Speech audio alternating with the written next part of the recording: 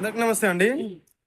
Teak wood సోఫాలకి cushions అనేది చేపిస్తూ ఉంటారు. కానీ దీంట్లో చాలా రకరకాలుగా అనేది చేయొచ్చు అనమాట. చాలా మందికి తెలియదు. రెండో విషయం ఏంటంటే ఈ రోజు మేము చేయబోయే ఈ టేక్ వుడ్ కుషన్స్ అనేది చాలా డిఫరెంట్ చేస్తున్నాం అనమాట.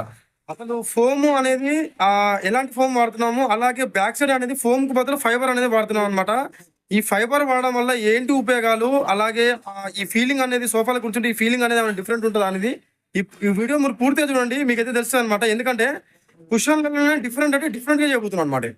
అసలు ఎలా ఉంటుంది అంటే సోఫా మీద కూర్చుంటే ఆ ఫీలింగ్ అనేది ఈ మన రెగ్యులర్ సోఫాతో పోల్చుకుంటే చాలా డిఫరెంట్ గా ఉంటుంది అనమాట. వీడియో అయితే మీరు పూర్తిగా చూడండి, మీకైతే అర్థమవుతుంది. అలాగే ఎలాంటి మెటీరియల్ వాడుతున్నాం ఏందనేది ఇది కూడా మీకు వీడియో అనేది చూపించడం జరుగుతుంది. మీకు కూడా ఎప్పుడైనా కుషన్ చేయించుకునే ముందు అనేది ఈ వీడియో కంపల్సరీ ఉపయోగపడుతుంది కాబట్టి ఈ వీడియో అనేది మీరు పూర్తిగా చూడండి.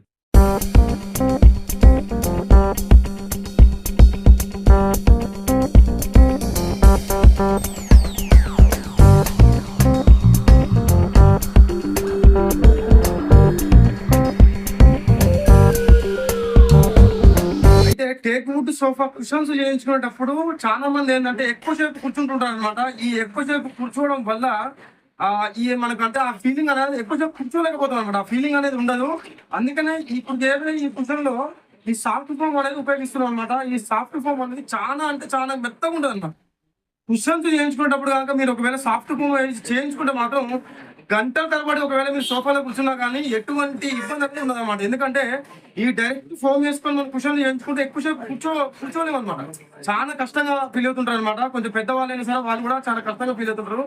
అదే కనుక ఈ సాఫ్ట్ ఫోమ్ వేసుకొని మీరు వాడుకున్నట్టయితే కనుక మీరు పొద్దున్న సాయంత్రం వరకు కూర్చున్నా మీకు ఎటువంటి ఇబ్బంది అనేది ఉండదు అనమాట. చాలా సాఫ్ట్గా ఉంటుంది ఈ ఫోము. అలాగే ఇతర కూడా మీకు చూపిస్తాను చూడండి.